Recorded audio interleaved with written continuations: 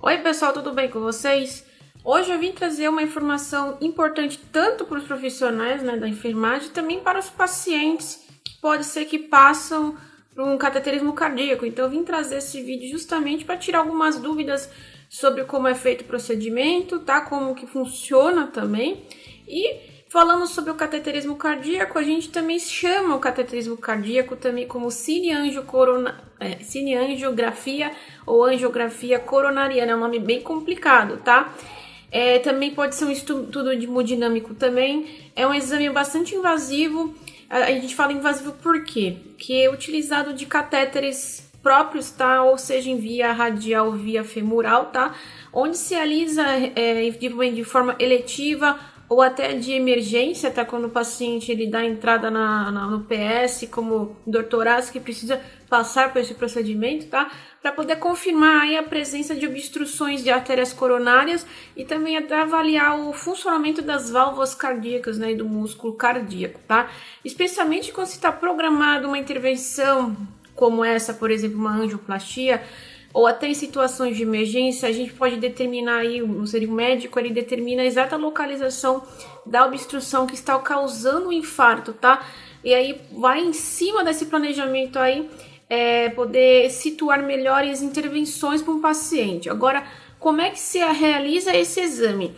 Na ilustração eu vou mostrar aqui para vocês entenderem que no cateterismo cardíaco é feita a passagem da introdução do catéter através da veia femoral, tá? Local de inserção convencional, mas também não somente na femoral, temos também na radial, mas aqui é o convencional que é um exemplo para vocês, tá?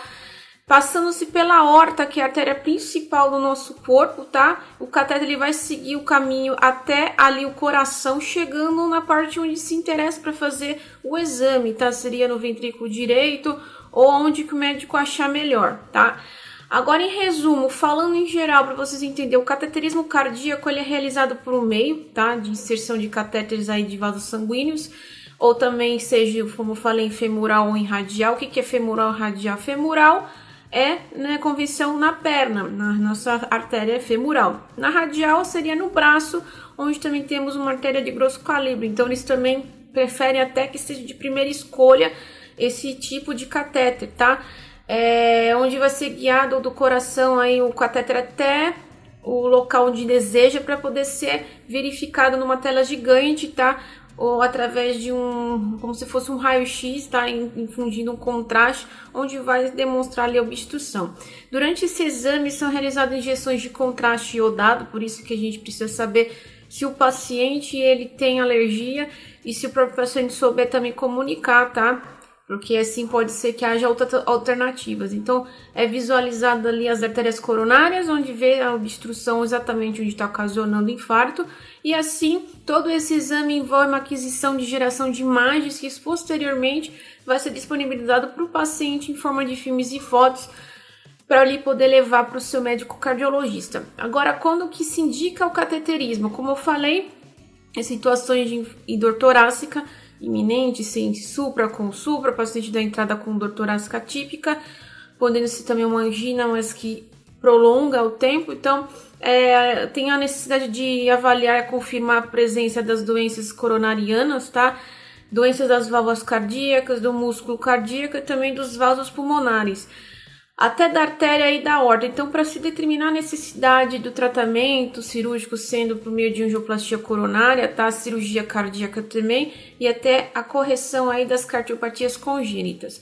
Lembrando que se pode ser realizado com o paciente hospitalizado já, na internação, ou proveniente de casa ou até do consultório médico. O médico indicou imediatamente que o paciente vá para o hospital para ser de procedimento eletivo, tá? Como é que é feito o preparo do exame de cateterismo? Para os pacientes que têm dúvidas, o que ele vai fazer? Primeiramente, dos ambulatoriais, provenientes de residência ou de consultório. No ato do agendamento do exame, vai ser coletadas as informações fornecidas, tá? Pelo mesmo, e vai ser dado instruções, tá? Prévias para o preparo.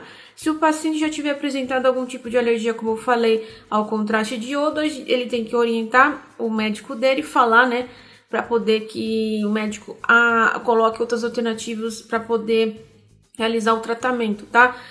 E também encaminhar exames prévios que o paciente já tem. Se você já tem exames de eletro, de imagem, leve tudo para, no caso, no dia da internação, tá? Que isso pode ser importante também para consulta para o médico na hora da hemodinâmica lá que vai fazer o exame, tá?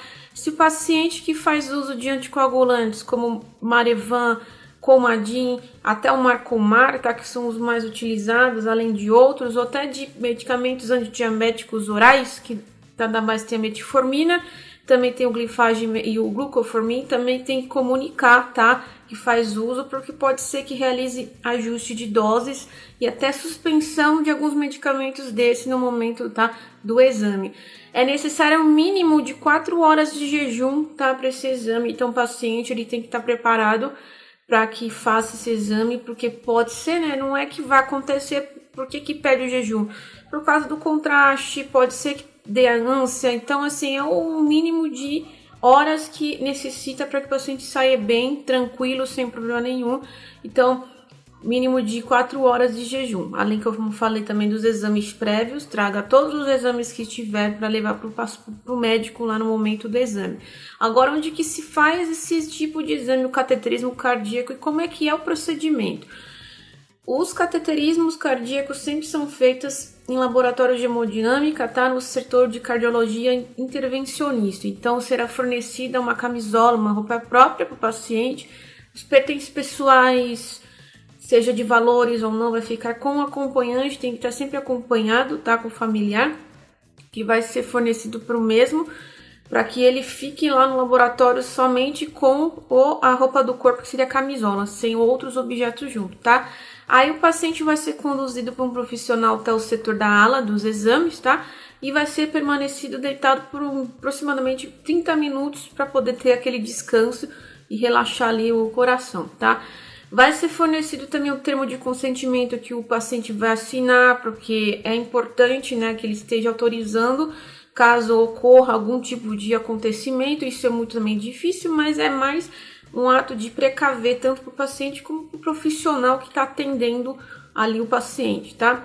Antes do exame, os profissionais da hemodinâmica, eles vão confirmar sempre o nome do paciente, vão fazer perguntas sobre medicações que ele já faz uso, como eu falei, os anticoagulantes já faz uso prévio, antidiabéticos e outras medicações também que possam mexer com a pressão arterial, com o coração, tá?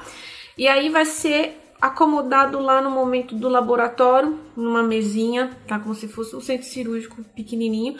Vai ser acomodado o paciente e vai realizar ali o procedimento. O profissional de enfermagem vai pegar uma veia, né, um acesso periférico prévio, para caso necessite de utilização de medicamentos no momento.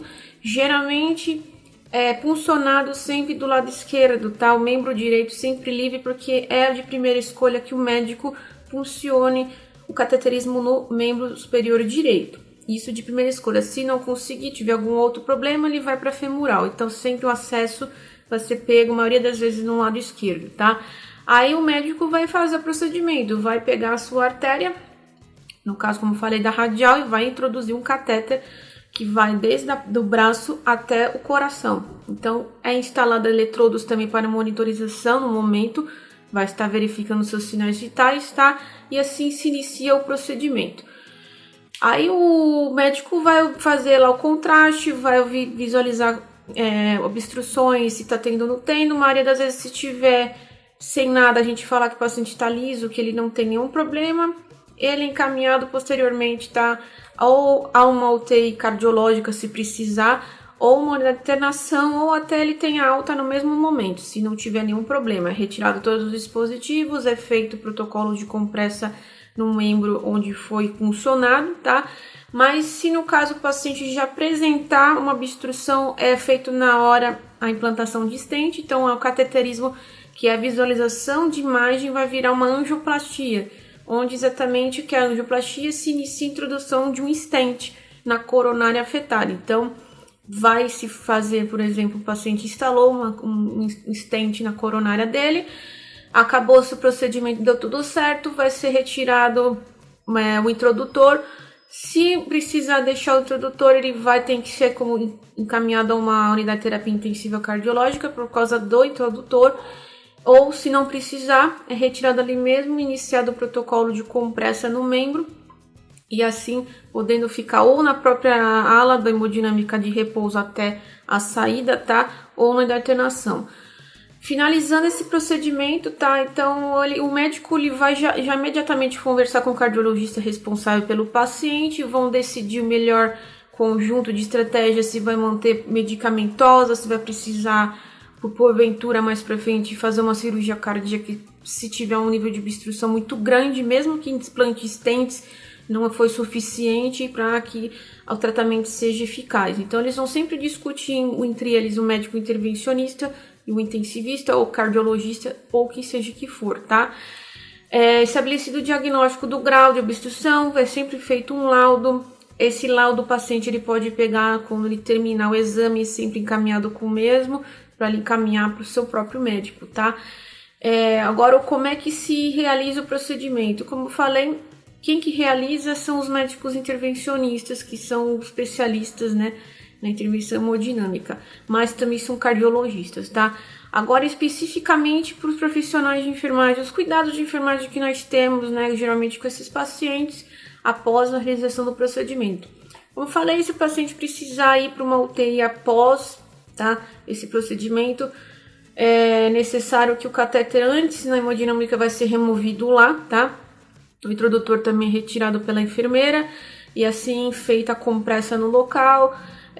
Uma compressão geralmente dura de 15 a 20 minutos, tá? Se for em radial é implantado uma pulseira hemostática, tá? Que é uma pulseirinha que ela faz ela comprime ali a parte do braço da artéria por um período. Se você não conhece a pulseira hemostática, eu vou deixar aqui no card, tem um vídeo falando só sobre essa pulseira, que é muito comum nessas unidades, tá? Ou se for, então, com compressiva, curativo normal compressivo, utilizando tensoplast, tá? Aí é encaminhado o paciente para uma UTI, por exemplo, dando continuidade ao protocolo de descompressão, né, da artéria. O enfermeiro da unidade ele vai continuar realizando o procedimento de um período a um período. Então, dependendo do protocolo de 1 hora, as primeiras horas, o paciente permanecido em repouso, ele não pode andar por enquanto. Se for na radial, ele pode movimentar os braços, não fazendo os movimentos bruscos. Se tiver na perna femoral, é feita uma restrição naquele membro somente para que o paciente não dobre a perna e aí ocasione um hematoma, um sangramento, uma complicação. Então, é tudo explicado isso para o paciente quando ele está vindo para uma unidade dessa, tá? Aí vai tirando o protocolo de descompressão até que acabe todo esse procedimento. Não teve sangramento, não teve hematoma, feito um curativo, não seja um compressivo, mas um oclusivo local. O repouso do paciente vai permanecer pelo menos aí umas 6 horas, se for femoral, tá? Se for radial, por menos tempo, até acho que por 2 horas, dependendo do protocolo da instituição, tá? Mas o mínimo de repouso para um paciente, em geral, é de 4 a 6 horas, tá? Isso vai depender aí do médico, se quiser liberar antes, quando for na radial, a femoral permanece aí por mais tempo, tá? A cabeceira do leito, ela não pode ser erguida mais que 30 graus quando está na femoral. Também o paciente ele tem que ser orientado a não levantar durante esse período, principalmente por causa das complicações, tá? É feito infusões de soroterapia para eliminar o contraste do organismo. Geralmente isso é automático quando o paciente está na UTI, o médico já pede para instalar, tá?